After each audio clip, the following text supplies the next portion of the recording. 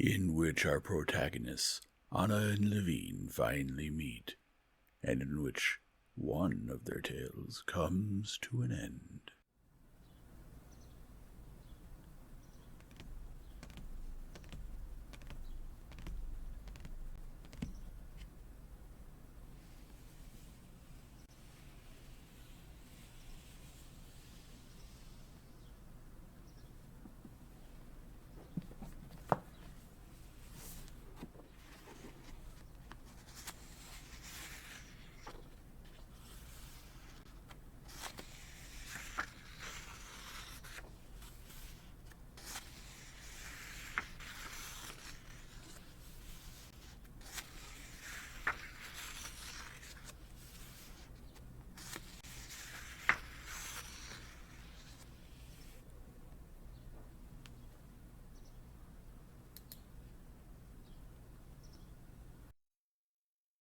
Chapter 24. "So, did you have a good time?" she asked, coming out to meet him with a guilty and meek expression on her face. "As usual," he replied, understanding at a glance that she was in one of her good moods. He had become used to these changes, and was especially glad of it today, because he himself was in the best of spirits. "What's this I see?" "That's good," she said, pointing to the trunks in the hallway. "Yes, we must leave. I went for a ride, and it's so nice that I wanted to go to the country. Nothing's keeping you?" "It's my only wish. I'll come at once and we'll talk. I only have to change. Send for tea." And he went to the study. There was something offensive in his saying, "That's good," as one speaks to a child when it stops misbehaving. Still more offensive was the contrast between her guilty and his self-assured tone, and for a moment she felt a desire to fight rising in her, but making an effort, she suppressed it, and met Vronsky just as cheerfully. When he came out to her, she told him, partly repeating words she had prepared about her day and her plans for departure. "You know, it came to me almost like an inspiration," she said. "Why wait for the divorce here? Isn't it the same in the country? I can't wait any longer. I don't want to hope. I don't want to hear anything about the divorce. I've decided it's no longer going to influence my life. Do you agree?" "Oh, yes," he said, looking uneasily into her excited face. "And what were you all doing there? Who came?" she said after a pause. Vronsky named the guests. "The dinner was excellent, and the boat race, and all that was quite nice, but in Moscow they can't do without the ridicule. Some lady appeared, the Queen of Sweden's swimming teacher, and demonstrated her art." "How? She swam?" Anna said, frowning. "In some red costume de natation. Old, ugly. So when do we leave?" "What a stupid fantasy. Does she swim in some special way?" Anna said without answering. "Certainly nothing special, that's what I'm saying. Terribly stupid. So, when do you think of leaving?" Anna shook her head as if wishing to drive some unpleasant thought away. "When? The sooner the better. We won't be ready tomorrow. The day after tomorrow." "Yes. No, wait. The day after tomorrow is Sunday. I must call on Maman," Vronsky said, embarrassed, because as soon as he mentioned his mother, he felt her intent, suspicious look fixed on him.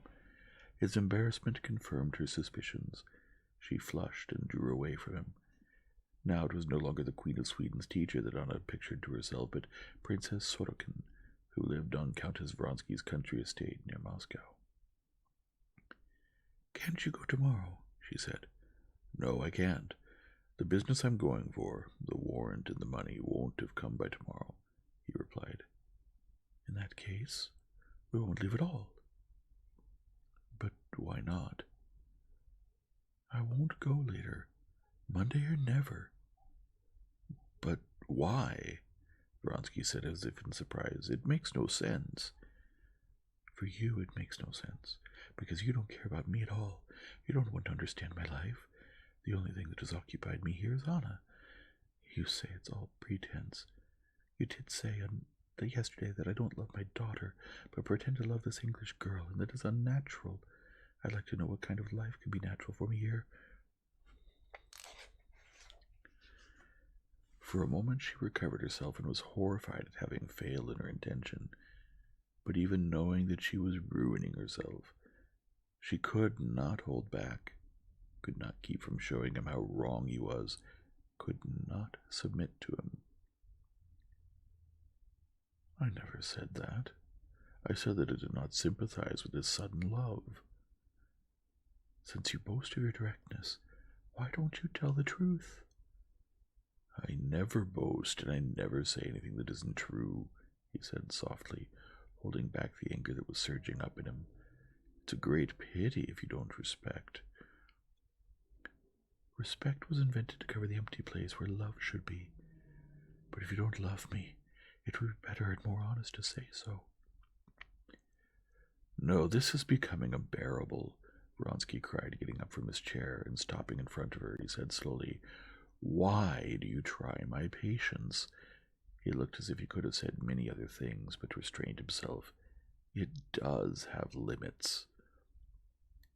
What do you mean by that? She cried, staring with horror at the clear expression of hatred that was on his whole face, especially in his cruel, menacing eyes. I mean, he began, but stopped. I must ask what you want of me. What can I want? The only thing I can want is that you not abandon me as you're thinking of doing, she said, understanding all that he had left unsaid. But that's not what I want, that's secondary. I want love, and there is none, which means it's all over.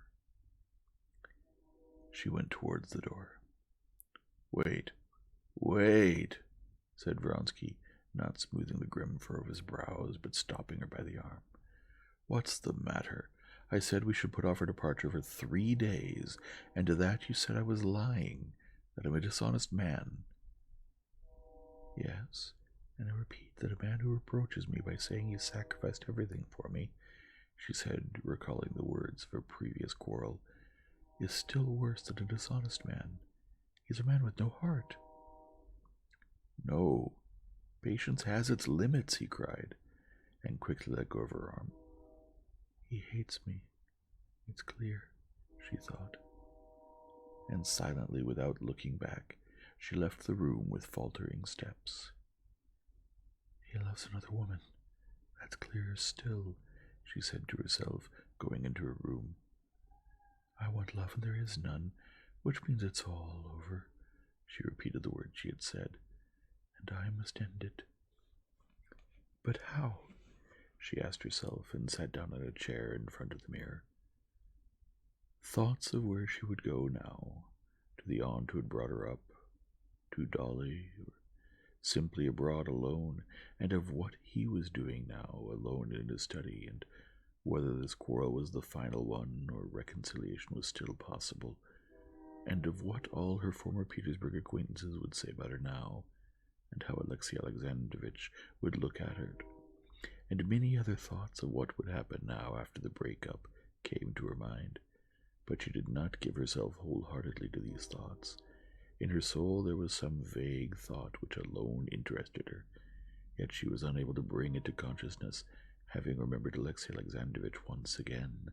She also remembered the time of her illness after giving birth, and the feeling that would not leave her then. Why didn't I die? She remembered that words had said them, and the feeling she had then, and she suddenly understood what was in her soul. Yes, this was the thought which alone resolved everything. Yes, to die.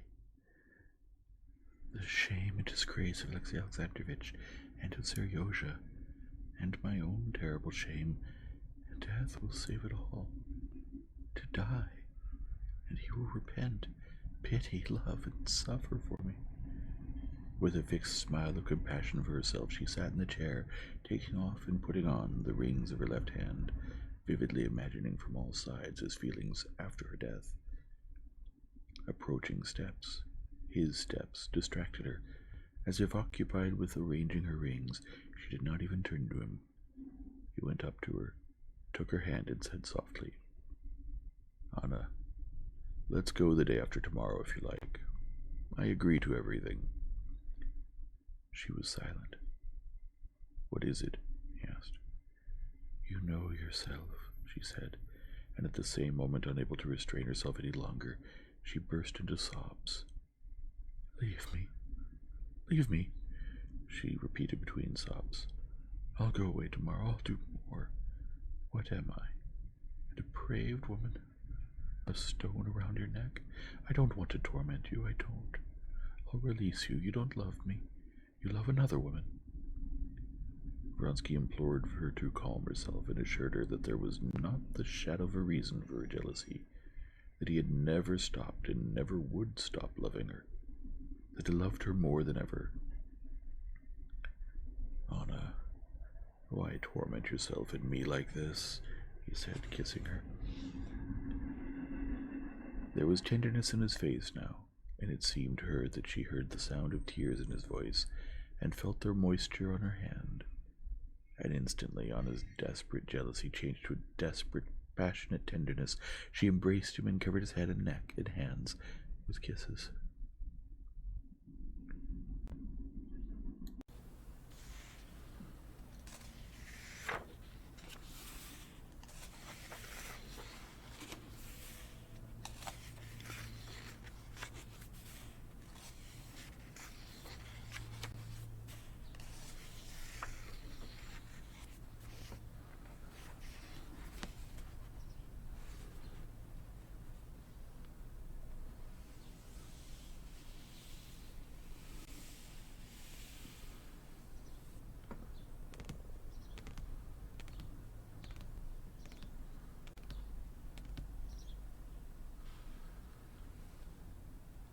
If you enjoy this format, please leave a like and subscribe and return tomorrow for the next chapter.